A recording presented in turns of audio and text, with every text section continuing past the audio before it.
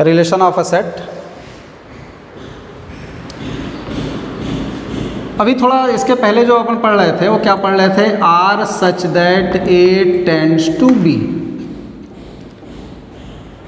मतलब अभी तक जो हम लोगों ने रिलेशन पढ़ा वो एक सेट के एलिमेंट का एक दूसरे किसी सेट के एलिमेंट्स के साथ जो रिलेशन था वो सेलेक्ट कर रहे थे। यानी यहाँ पर जो रिलेशन आर अभी तक हम लोगों ने पढ़ा वो सबसेट हुआ करता था ए क्रॉस बी का। यानी एक ए अलग फैमिली थी, बी एक अलग फैमिली थी, ए के फैमिली के मेंबर्स बी की फैमिली के मेंबर्स से किस तरीके से रिलेटेड थे, इस रिलेशन आर से रिलेटेड थे। यानी इस रिलेशन आर को, रिलेशन आर हम बार बार बोल रहे हैं, क्वेश्चन में आपको दिया रहेगा कि किस टाइप का रिलेशन है। तो रिलेशन आर जो है, इस रिलेशन आर से ए सेट का एलिमेंट बी सेट के एलिमेंट के साथ किस तरीके से रिलेटेड था, ये था relation A tends to B का। अब हमारी जो हेडिंग है इसको देखिए क्या लिखा हुआ है, relation of a set. Of a set का मतलब ये हुआ कि एक ही फैमिली के मेंबर का उसी फैमिली के मेंबर के साथ किस तरीके का रिलेशन है।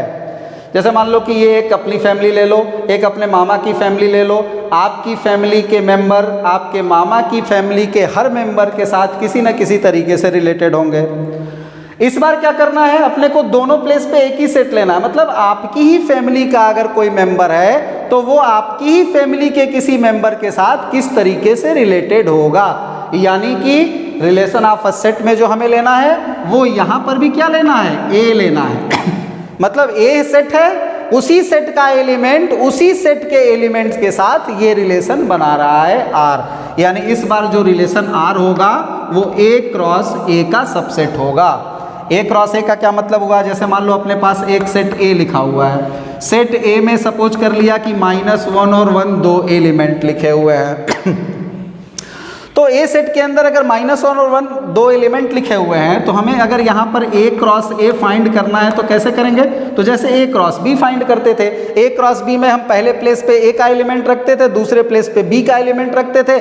यहाँ पर फर्स्ट प्लेस पर भी ए का ही एलिमेंट होगा, सेकेंड प्लेस पर भी ए का ही एलिमेंट होगा। लिखने के लिए थोड़ी सी आसानी हो जाए इसलिए हम लोग ए को एक बार और लिख लेते हैं, -1 और 1। इस ए को पहला मान लो, इस ए को दूसरा मान लो, हालांकि दोनों एक ही है, कोई फर्क नहीं पड़ने वाला।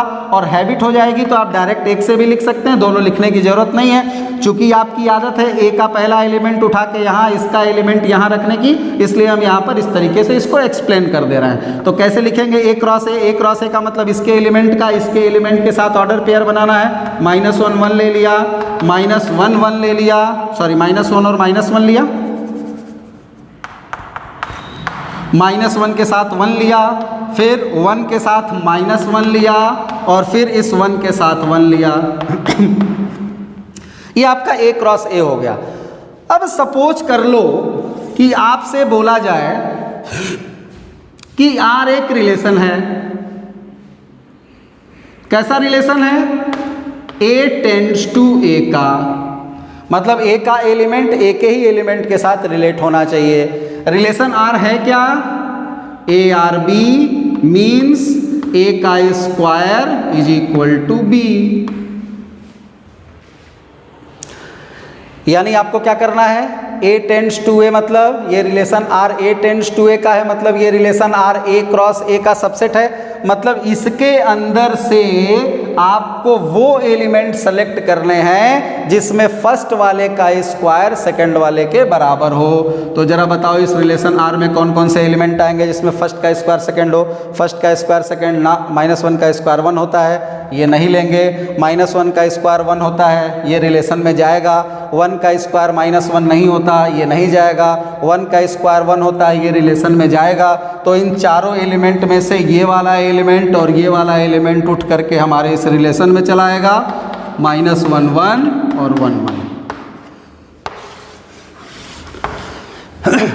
इसी रिलेशन को बोला जाएगा relation of a set. Relation of a set बोलने का केवल यही मतलब ध्यान में रखिए कि यहाँ पर उसी सेट का एलिमेंट उसी सेट के एलिमेंट से किस तरीके से रिलेटेड है। इसके पहले हम लोग जो पढ़ रहे थे वो यहाँ ए ले रहे थे, यहाँ बी, मतलब दोनों डिफरेंट सेट्स थे। यहाँ दूसरा सेट था, यहाँ दूसरा सेट था, दो अलग अलग फैमिली थी, दो अलग अलग फैमिली के मेंबर्स का हम लोग ऑर्डर पेयर बना रहे थे और उस ऑर्डर पेयर में रिलेशन को सेलेक्ट कर रहे थे जो इस पर्टिकुलर रिलेशन को सेटिस्फाई कर रहा था। इस बार हमें यहाँ पर भी वही सेट लेना है, यहाँ पर भी वही सेट लेना है, उसी फैमिली के एलिमेंट का उसी फैमिली के एलिमेंट के साथ ऑर्डर पेयर बनाना है और उस ऑर्डर पेयर के उन एलिमेंट्स को चुनना है जो दिए गए पर्टिकुलर रिलेशन को सेटिस्फाई करते होंगे। तो ऐसे रिलेशन को हम लोग बोलेंगे relation of a set.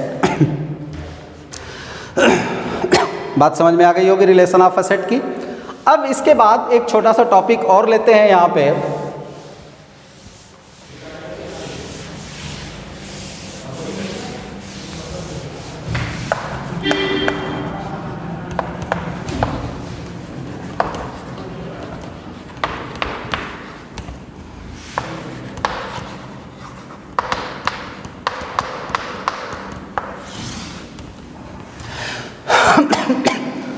Relation के जस्ट बाद जब हम लोग कैलकुलस स्टार्ट करेंगे तो फंक्शन का जब वीडियो लेक्चर चलेगा तो वहाँ पे ये वर्ड डोमेन और रेंज काफ़ी महत्वपूर्ण होने वाले हैं, काफ़ी इम्पॉर्टेंट होने वाले हैं। ढेर सारे क्वेश्चंस मिलेंगे, प्रैक्टिस भी करनी पड़ेगी।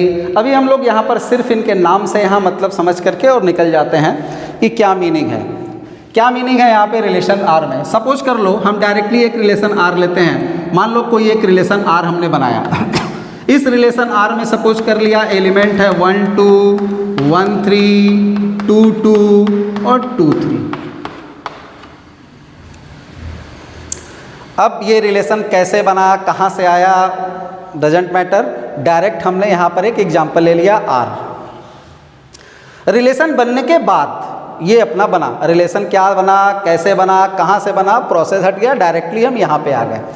यहाँ में कह रहा है कि domain and range of relation, मतलब रिलेशन जब अपना बन करके तैयार हो गया, रिलेशन का जब सेट बन करके तैयार हो गया तो जो इसके एलिमेंट्स यहाँ पर मिले अपने को, ये पहला एलिमेंट मिला, ये एलिमेंट मिला, ये एलिमेंट मिला, ये एलिमेंट मिला, ये चारों इस रिलेशन आर के एलिमेंट होते हैं।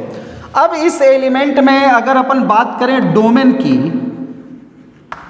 तो डोमेन ऑफ आर क्या होगा, इस रिलेशन आर का डोमेन क्या होगा। तो डोमेन ऑफ जो रिलेशन होता है वो इसके जो ऑर्डर पेयर बन रहे हैं इन सभी ऑर्डर पेयर में फर्स्ट प्लेस का जो एलिमेंट है उसको नाम दिया जाता है डोमेन। क्या नाम दिया जाता है? डोमेन।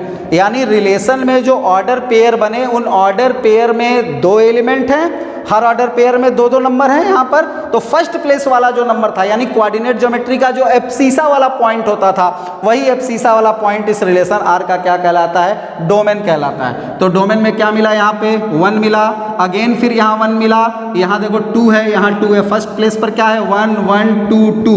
तो 1 आ गया और क्या आ गया? 2 आ गया। 2 बार 1 आया, 2 बार 2 आया।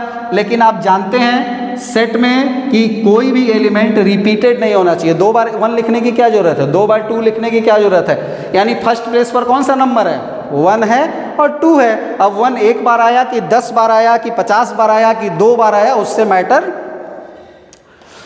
नहीं है, कोई मतलब उससे नहीं है। तो फर्स्ट प्लेस पे जो भी आपके एलिमेंट आए उन फर्स्ट प्लेस के एलिमेंट को क्या बोला जाता है? Domain of the relation. वो 5 बार आया 6 बार आया उससे मतलब नहीं है, आप लिखेंगे कितनी बार? एक बार। सेट की डिफिनीशन होती है कि set is the collection of well defined and distinct objects. Set is the collection of well defined and distinct objects. Distinct word को ध्यान रखिए। डिस्टिंक्ट मतलब डिफरेंट ऑब्जेक्ट्स, मतलब जो रिसेट होगा यानी जो हम यहाँ डोमेन ऑफ आर लिखेंगे ये भी एक सेट है, कलेक्शन है, एक तरह का एलिमेंट्स का कलेक्शन है और इस कलेक्शन को भी यहाँ पर सेट बोला जाता है। और ये जो सेट यहाँ पर तैयार हमने किया करली ब्रैकेट के अंदर लिख करके, इसमें जो एलिमेंट होंगे वो डिस्टिंक्ट होंगे। एक ही एलिमेंट को 1 1 1 1 2 2 2 नहीं लिखना है। 1 एक बार लिख दिया मतलब डोमेन 1 हो गया, 2 लिख दिया रेंज डोमेन 2 हो गया। अब अगर रेंज की बात करें, रेंज ऑफ रिलेशन आर की बात करें तो अब बात समझ में आ गई होगी रेंज क्या कहने वाले हैं। तो इस ऑर्डर पेयर्स में यानी इस रिलेशन के जो एलिमेंट्स हैं उनके जो ऑर्डर पेयर हैं उनका जो सेकंड वाला प्लेस है वो क्या इंडिकेट करता है? वो इंडिकेट करता है रेंज ऑफ द रिलेशन को। तो यहाँ पर सेकंड प्लेस पे देखो क्या है, 2 है, 3 है, 2 है, 3 है। अब 2 3 2 3 2 3 बेसिकली 2 बार रिपीट हो रहा है, तो रिपीटिशन नहीं लिखेंगे, क्या लिख देंगे? केवल 2 और 3। तो ये कहलाएगा आपका डोमेन ऑफ द रिलेशन, और ये वाला क्या कहलाएगा? Range of the relation. तो एक छोटा सा अभी रिलेशन में इसको डोमेन और रेंज को ध्यान करके रखो कि जब भी हम कोई रिलेशन लिखते हैं उसके अंदर जो ऑर्डर पेयर बनेंगे उस ऑर्डर पेयर के फर्स्ट प्लेस वाला जो एलिमेंट होगा वो डोमेन कहलाएगा, और सेकंड प्लेस वाला जो एलिमेंट होगा वो रेंज का एलिमेंट कहलाएगा।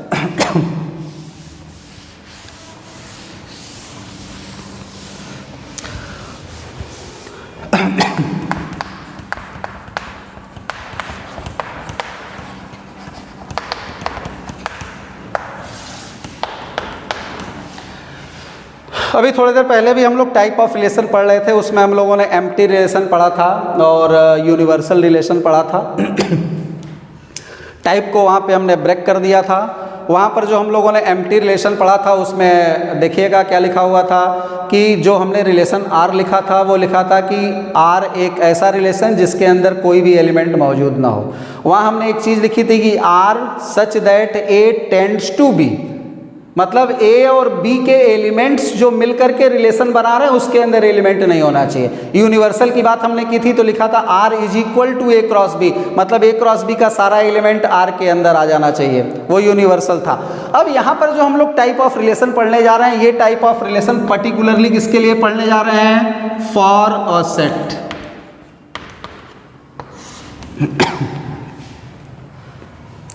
फॉर अ सेट का मतलब अभी हमने पढ़ा रिलेशन ऑफ अ सेट, तो यहाँ पर अपने को क्या करना है? यहाँ जो अपन रिलेशन पढ़ने जा रहे हैं, जो टाइप ऑफ रिलेशन पढ़ने जा रहे हैं वो ए और बी दो फैमिली के लिए नहीं पढ़ने जा रहे हैं। इस बार एक ही सेट लेना है और उसी सेट से जो रिलेशन बनेगा उस रिलेशन के टाइप्स को हम लोग यहाँ पर पढ़ने जा रहे हैं। तो यहाँ पर जो एम्प्टी होगा वो क्या होगा? डायरेक्ट हम लिख दे रहे हैं, पीछे इसको पढ़े हुए हैं। यहाँ पर एम्प्टी क्या होगा? R such that A tends to A. एक रिलेशन आर है such that A tends to A, इसके पहले हमने एम्प्टी में बताया था ए टेंड्स टू बी। तो ए टेंड्स टू ए अगर कोई है, ए क्रॉस ए का ऑर्डर पेयर बनाया, ऑर्डर पेयर के अंदर से एलिमेंट उठा करके रिलेशन आर बनाया और उस रिलेशन आर में कोई भी एलिमेंट ए क्रॉस ए का नहीं आया, तो इस रिलेशन आर को क्या बोल दिया जाएगा? एम्प्टी सेट, एम्प्टी रिलेशन बोल दिया जाएगा। Empty relation of a set क्या बोल दिया जाएगा? Empty relation of a set. यहाँ पर यूनिवर्सल की अगर बात करते हैं, यूनिवर्सल रिलेशन की अगर बात करते हैं तो यूनिवर्सल रिलेशन में हमने क्या बताया था कि R is equal to A cross B होना चाहिए। ये पीछे हम लोग पढ़े हुए हैं। इस बार हम लोग यहाँ यूनिवर्सल ये भी बोल सकते हैं ए क्रॉस ए। यानी ए क्रॉस ए में जितने भी एलिमेंट आए वो सारे के सारे एलिमेंट रिलेशन आर में अगर आ जाते हैं तो ये यूनिवर्सल रिलेशन कहलाएगा। बट पूरा नाम इसका क्या बोलेंगे? Universal relation of a set. क्यों? क्योंकि यहाँ पर दोनों फैमिली एक सेम है, एक ही फैमिली के मेंबर का उसी फैमिली के मेंबर के साथ रिलेशन यहाँ पर डिस्कशन हो रहा है। तो ये दो टाइप तो हम लोग ऑलरेडी पहले भी डिस्कस कर चुके हैं। अब यहाँ पर हम लोग एक छोटा सा एग्जाम्पल लेते हैं।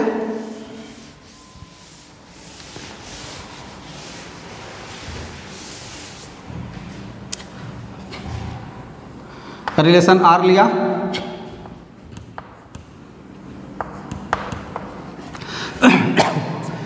रिलेशन आर जो हमें बनाना है किस तरीके का होना चाहिए? रिलेशन आर में ए भी होना चाहिए। कैसा ए भी होना चाहिए? ए बिलोंग करता हो सेट ए के अंदर, बी भी बिलोंग करता हो सेट ए के ही अंदर, और ए रिलेटेड टू बी होना चाहिए। यानी दोनों के दोनों एलिमेंट ऑर्डर पेयर के दोनों प्लेस एक ही सेट के एलिमेंट अगर हैं तो ये जो रिलेशन हमने यहाँ पर रिप्रेजेंट किया ये रिलेशन है R such that A tends to A. यहाँ पर आर सबसेट होगा ए क्रॉस ए का। ये सेट लिखने का जो प्रोसेस हमने बताया था, सेट बिल्डर फॉर्म, एलिमेंट इसके अंदर दिखेंगे, रोस्टर फॉर्म, डायग्राम से दिखाएंगे डायग्राम फॉर्म, कार्टेशियन प्लेन पे दिखाएंगे कार्टेशियन फॉर्म। हाँ, एक चीज़ ध्यान रखना है, ये कंफ्यूज नहीं होना है कि ये सेट ए है और ये भी सेट ए है। ये हमने एग्जाम्पल इसीलिए लिख रखा है ताकि आपको वो कन्फ्यूजन खत्म हो जाए कि सर अभी थोड़े देर पहले हम लोग जो रिलेशन आर की बात कर रहे थे उसका पहला एलिमेंट ए का था, दूसरा बी का था, तो पहले वाले एलिमेंट को कार्टेशियन सिस्टम में हम एक्स एक्सिस पे डिनोट कर रहे थे, दूसरे वाले को वाई एक्सिस पे डिनोट कर रहे थे। तो क्या इस बार दोनों सेट सेम हो गए तो दोनों को एक ही पे डिनोट करेंगे? नहीं, बिल्कुल नहीं। यहाँ पर हम लोग इस वाले को फर्स्ट और इस वाले को सेकंड ही मानेंगे, इसको एक्स एक्सिस और इसको वाई एक्सिस पर ही रिप्रेजेंट करेंगे। रिप्रेजेंटेशन में इस ए और ए का कोई यहाँ इफेक्ट पड़ने वाला नहीं है। यानी दोनों ए हो गए मतलब ये नहीं कि दोनों एक्स एक्सिस पे रिप्रेजेंट होगा या दोनों ए हो गए तो दोनों वाई एक्सिस पे रिप्रेजेंट होगा। नो, ऑर्डर पेयर का फर्स्ट प्लेस कोऑर्डिनेट ज्योमेट्री के एक्स एक्सिस को रिप्रेजेंट करेगा और सेकंड वाला प्लेस ऑर्डिनेट वाई एक्सिस को रिप्रेजेंट करेगा।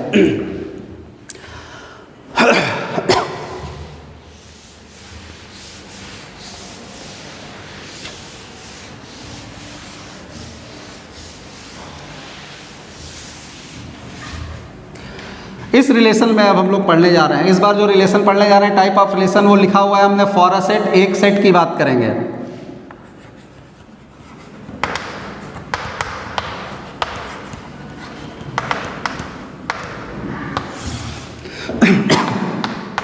आइडेंटिटी रिलेशन, हमने जो टाइप पढ़ रखा है अभी तक, कौन कौन सा टाइप पढ़ रखा है?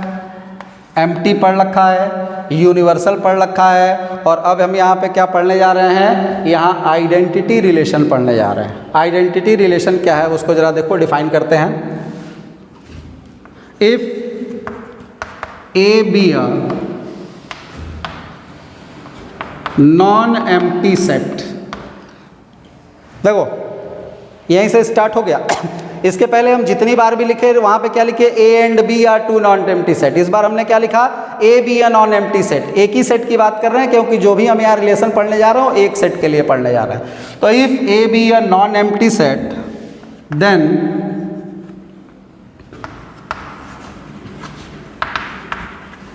Relation R is called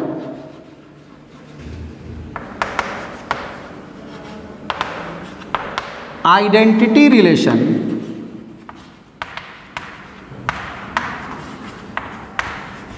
of set A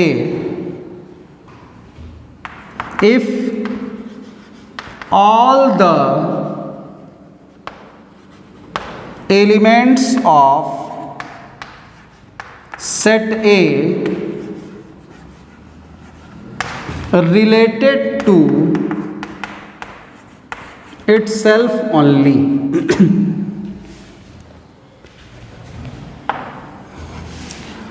and इस रिलेशन को डिनोट किससे करते हैं? डिनोटेड बाई आई ए।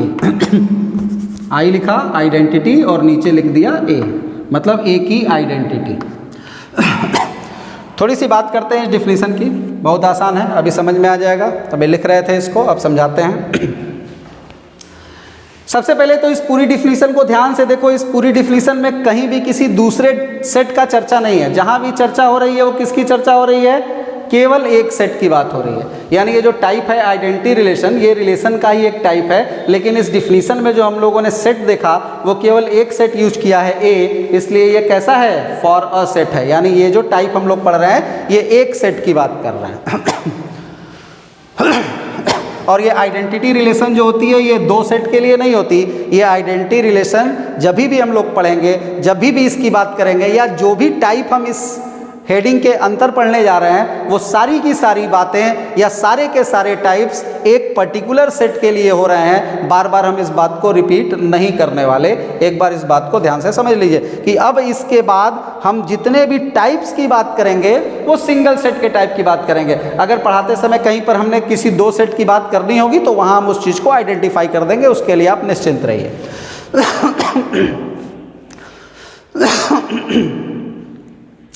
तो तो कोई भी सेट अगर ए है और उसका, ध्यान से देखो, कोई भी एक सेट ए है, अगर उस सेट ए का सारा एलिमेंट केवल खुद से ही रिलेटेड हो जाए, केवल, ओनली वर्ड का इस्तेमाल किया है, itself only, if A be a non empty set, A कोई नॉन एम्प्टी सेट है, then relation R is called identity relation. तो रिलेशन आर को आइडेंटिटी रिलेशन बोला जाएगा। कब बोला जाएगा?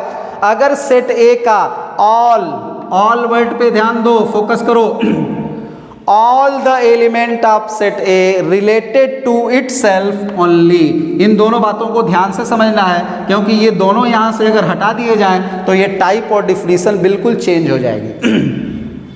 तो क्या कहने का मतलब है, सेंस है, सपोज कर लो अपने पास एक सेट ए लिखा हुआ है और उसके पास एलिमेंट है 1 2 3,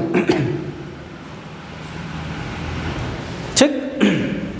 अगर अपन ए क्रॉस ए निकालें, ए क्रॉस ए अगर निकालें तो ए क्रॉस ए में क्या आएगा, इसी का एलिमेंट इसी के साथ ऑर्डर पेयर बनाएगा, तो 1 1 होगा, 1 2 होगा, 1 3 होगा, 2 1 होगा, 2 2 होगा, 2 3 होगा, 3 1 होगा, 3 2 होगा और 3 3 होगा।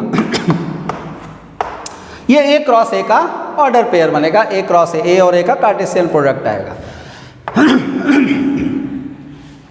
अब इस ए क्रॉस ए के एलिमेंट्स को ही उठा करके हमें क्या बनाना होता है, रिलेशन। तो यहां अगर हम एक रिलेशन आर बनाएं और उस रिलेशन आर के अंदर, डेफिनेशन पढ़ के देखो क्या बोल रहा है, उस रिलेशन आर के अंदर जो एलिमेंट होना चाहिए वो कैसा होना चाहिए, all the elements of set A related to itself only. ऐसा कब कब हुआ है कि कोई एलिमेंट खुद अपने ही साथ रिलेटेड है। देखो 1 1 रिलेटेड है, मतलब दोनों सेम है, यानी खुद से रिलेशन बना रहा है। यहाँ 1 2 का रिलेशन है, ये पार्टिसिपेट नहीं करेगा। 1 का 3 से रिलेशन है, नहीं लेना है। 2 का 1 से रिलेशन है, मतलब दूसरे एलिमेंट के साथ रिलेशन नहीं लेना है। किससे लेना है? All the element of set A related to itself only, itself नहीं, इटसेल्फ ओनली, ओनली पे फोकस करो। केवल खुद से रिलेटेड, केवल खुद से रिलेटेड मतलब 1 1 से रिलेटेड है, यहाँ 1 2 से रिलेटेड है, ये अपने काम की चीज नहीं है। 1 3 से रिलेटेड है, अपने काम की चीज नहीं है। 2 1 से रिलेटेड है, काम की चीज नहीं है। फिर ये अपने काम की आ गई, ये भी काम की नहीं है, ये भी काम की नहीं है, ये भी काम की नहीं है, ये भी अपने काम की आ गई। तो यहाँ रिलेशन आर में क्या क्या एलिमेंट होगा, 1 1 होगा, 2 2 होगा और 3 3 होगा।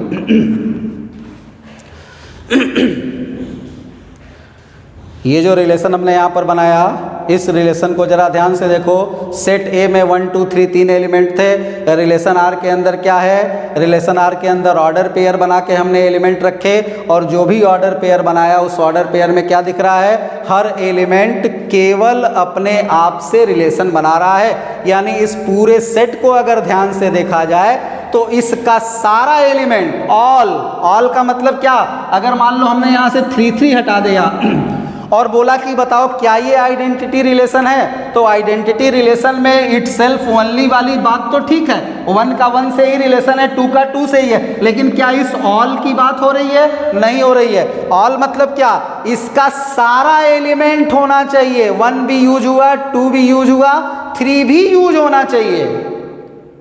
1 का 1 से रिलेशन बन गया, अच्छी बात है, इट सेल्फ रिलेटेड हो गया ओनली। 2 का 2 से रिलेटेड हो गया, इट सेल्फ रिलेशन हो गया ओनली। इट सेल्फ ओनली को तो सेटिस्फाई कर रहा है, बट इस ऑल को सेटिस्फाई कर रहा है क्या? नहीं कर रहा है। तो ये ऑल वर्ड भी इंपॉर्टेंट है, मतलब इस सेट में जितने भी एलिमेंट्स थे वो सारे के सारे एलिमेंट खुद से रिलेटेड होने चाहिए, केवल खुद से रिलेटेड होने चाहिए। तो यहाँ 3 3 हटा दोगे तो ये आइडेंटिटी रिलेशन नहीं कहलाएगा। आइडेंटिटी रिलेशन के लिए यहाँ पे अपने को 3 3 लिखना पड़ेगा। ये जो रिलेशन यहाँ पर आया, इसी रिलेशन को अपन क्या बोलेंगे, IA, identity relation of set ए। तो ये बात हो गई आइडेंटिटी रिलेशन की, बात क्लियर हो गई होगी। आइडेंटिटी रिलेशन मतलब खुद के साथ रिलेशन बनाता हो, केवल खुद के साथ रिलेशन बनाता हो, ठीक।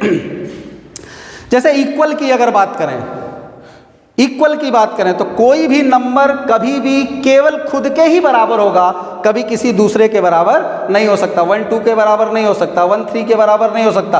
1 जब भी होगा 1 के ही बराबर होगा, ठीक। अगर मान लो कि हम फैमिली ले लेते हैं, किसकी फैमिली ले लेते हैं मान लो हमें एक सेट दे दिया ए, और इस डब्बे में इसके अंदर ये जैसे 1 2 3 हमने नंबर लिख रखे हैं, मान लो ये एक डब्बा है, एक बॉक्स है, इस बॉक्स के अंदर हमने लाइंस डाल दी। क्या डाल दी? लाइंस डाल दी, स्ट्रेट लाइंस इसके अंदर डाल दी। स्ट्रेट लाइन अगर इसके अंदर डाल दी तो अगर पूछा जाए कि बताओ कि इस सेट के अंदर, जिसके अंदर हमने स्ट्रेट लाइन डाल रखी है, डब्बा ले लिया, उसके अंदर स्ट्रेट लाइन डाल दिया, उस डब्बे को हम एक सेट बोलेंगे। अगर तुमसे बोला जाए कि ये बताओ कि इस डब्बे के अंदर जो स्ट्रेट लाइंस रखी हुई है, क्या इनका रिलेशन पैरेलल टू का रिलेशन आइडेंटिटी रिलेशन होगा? बात को ध्यान से समझिएगा। एक लाइन का बॉक्स है, लाइन का बॉक्स मतलब क्या? एक बॉक्स के अंदर यूनिवर्स की सारी लाइन को डाल करके तुम्हें दे दिया गया, जितनी भी स्ट्रेट लाइन होती है सब तुमको दे दी गई, और बोला गया कि बताओ कि क्या ये जो लाइंस हैं ये पैरेलल के रिलेशन को आइडेंटिटी रिलेशन बोला जा सकता है? तो बोलेंगे नहीं बोला जा सकता। क्यों नहीं बोला जा सकता? क्योंकि पैरेलल का जो रिलेशन है, हर लाइन खुद अपने पैरेलल होती है, लेकिन वो केवल अपने पैरेलल नहीं होती है, एक लाइन किसी दूसरे लाइन के भी पैरेलल हो सकती है। और इस डिफिनीशन में जो हमने बात की वो कौन सी बात की? कैसा रिलेशन होना चाहिए?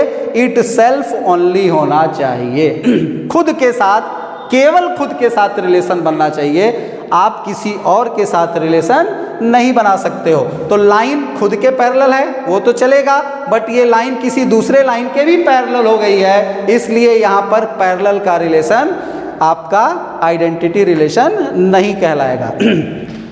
आइडेंटिटी रिलेशन समझने के लिए आप जो एग्जाम्पल समझना चाहते हो, आप एक छोटा सा एग्जाम्पल ले सकते हो। इक्वल टू का रिलेशन मतलब जैसे बोल दिया जाए कि ए यहाँ पर एक सेट है, आप एक रिलेशन आर बनाओ। कैसा रिलेशन होना चाहिए? यहाँ ए बी होना चाहिए और ए और बी आपस में इक्वल होने चाहिए।